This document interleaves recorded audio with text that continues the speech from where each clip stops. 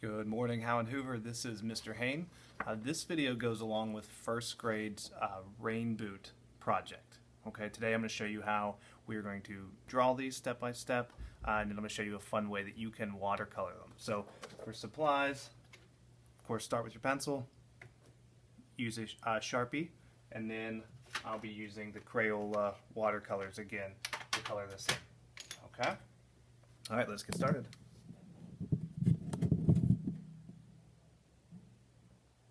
Okay, set that aside. We'll use it later. For this project on your paper, we're drawing two rain boots side by side, and really the pattern that you put on them or the colors you choose is really up to you. I chose polka dots for mine, but you could do flowers, you could do stripes. They could be, classic red or yellow if you wanted. All right, when we start, we're going to start with the top of our boot that is closer to us. So what we're going to do first is draw an oval. Okay, for the opening of the top of the boot. Then what I'm going to do is draw the back of the boot. It comes down.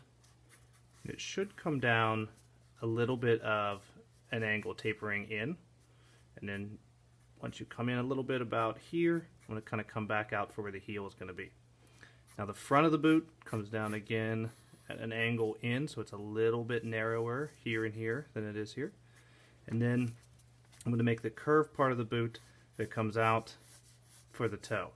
So I come out about here, make a rounded part come down, and then I'm going to bring this back, and right about maybe in the middle of where the boot would be, I'm going to have it come up and then turn back down so it's like a little bit flat for the heel of the boot. Now this boot has no tread on it at the moment, so that's what we're going to add next. So I start up here, just kind of drawing a line down for this thickness. And I'm going to kind of come back in, just make like a simple tread pattern. Now when you come into that inner arch too, I'm going to make that gap a little bit bigger, then come down, maybe make one more for the heel of the boot. Now for our second one that's behind it, right here, so like slightly above, so it's just missing, I'm going to draw the same size oval up here. Now I'm not really going to see much of the back of the boot, so I'm just kind of making that same line I made for the front. So it comes down a little bit of an angle, tapers in, curves back, and then add your tread pattern.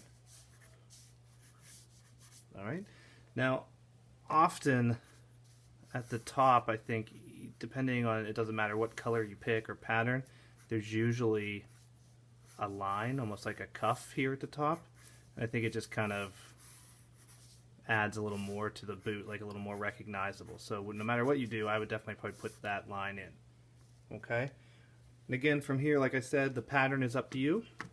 If you do polka dots, I think it looks best, again, varying the sizes and the placement of your polka dots. Just kind of making some smaller ones, some that are kind of going half off of the boot. Kind of filling that area. Okay, and I would do the same thing.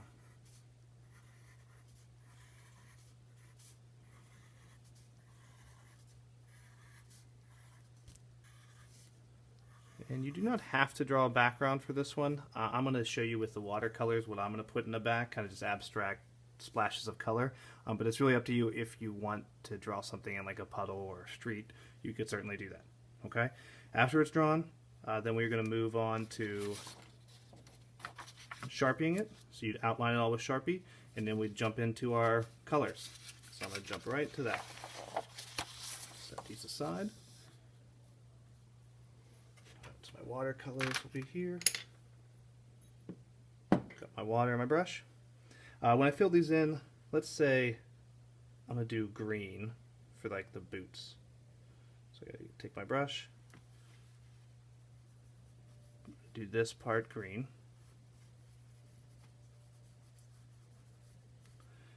Just taking my time filling this all in.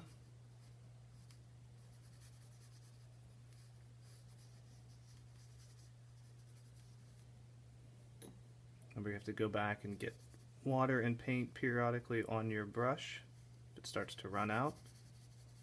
And you don't want to go, if you go too watery at first, it's going to be really pale and it's going to take a long time to dry, which then you're not going to be able to go back in and add, you know, darker colors if you want to blend or give it some shadows.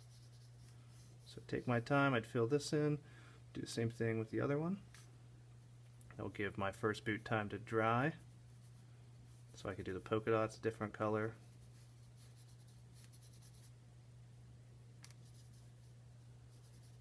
You want to try to make sure that your coloring is as even as possible, like it will blend itself together, but if you have a harsh line, you kind of want to go back with your brush, even if it's just after your brush has run out of paint, and smooth it out a little bit. I think you'll be happier with it in the end. So I'd take my time, I'd fill all those in. Then I could switch colors, let's say do purple polka dots. Take my time, I'd fill those in.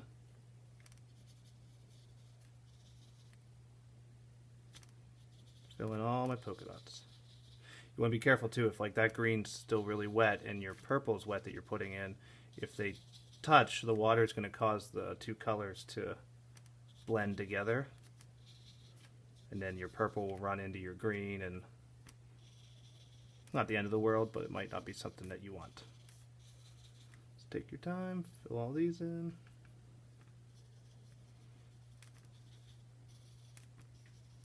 Okay, so now I would do the strap. You could make a different color, or I think in this case I'm going to keep it purple, because I'm going to do my tread black and the inside here black. So for this, to give it a little bit of depth, what you want to do is maybe get more paint on your brush. So that means less water and more paint on your brush. So you know, once you dunk your brush in your water, you can kind of pull it on the edge so you get some of that water knocked off, and then you can brush the paint a few times, and that's going to pull a lot of pigment onto your brush, so it's really dark. I'm going to do this side and do the same side of each first. And then what I can do is just kind of rinse off my brush. So I'm rinsing it, kind of pull it along the edge, and you can pull some of that extra water right off, and I can take the paint that's already on here with my wet brush, kind of pull it in, pulling that paint from here. That gives a nice smooth gradient. Just gives a little more of like 3D depth, as if our light's coming from this side and that's in shadow. Then I go back, just take my time, paint in my treads. Okay, if I want to go do that same thing, make maybe darker areas with shadows, rinse your brush off really well.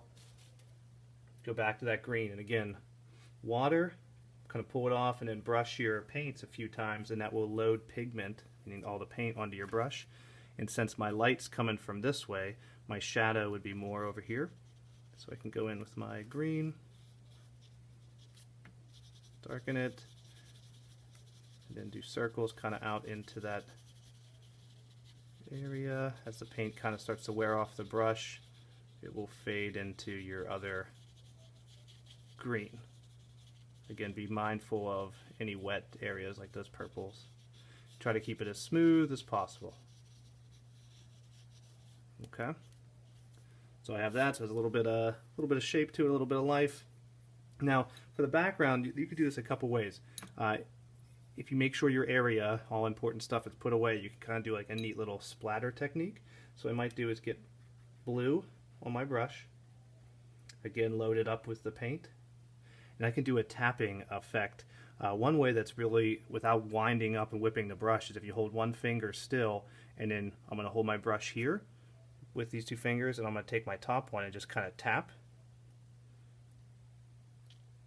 And then it's very controlled, and I get a nice little splatter on here. And what I can do is just kind of go get a variety of colors.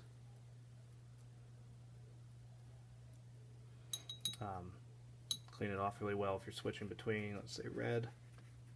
This is kind of a fun way, and there's really no right or wrong on this. This is just something that you might want to do if you want to do like rainbow colors. could also do large drips, get a lot of paint and water on your brush, kind of pull it, these large drops, just barely touching the surface. And then while it's really wet, you hold your paper up, give it a little tap down, and it will cause some of those colors to start to run. It just gives a neat effect. Again, that's totally up to you if you want to do that, but it's just kind of a neat way to make a little more of an abstract picture. Okay? All right. Hope you guys like that one. Have fun with it. I'll be excited to see them. All right. See ya.